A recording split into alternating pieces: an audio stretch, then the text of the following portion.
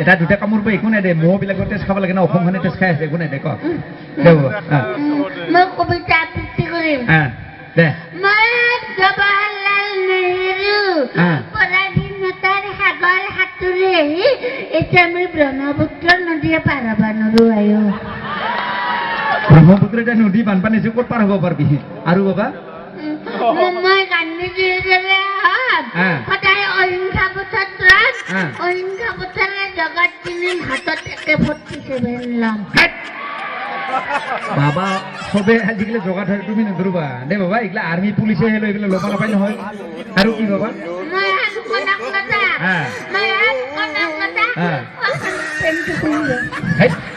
উঠাই লৈ যা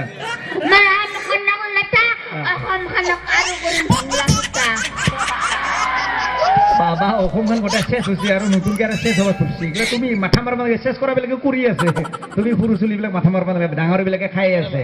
আৰু বাবা কি পাৰা তুমি হেৰি খুন্দি ভাঙব জানা বাবা খুন্দি ভাঙা অসমীয়া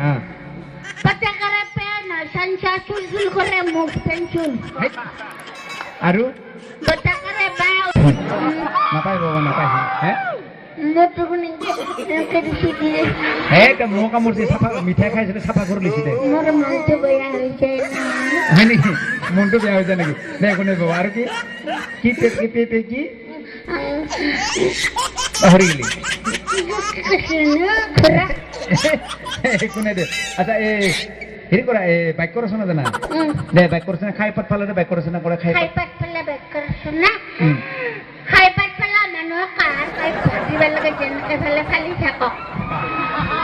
আৰু পানী ধান ওচৰালে মুৰ্গী পুহিব লাগে লাভ হ'ব বেছি হয় নেকি আৰু বিজ্ঞান জানা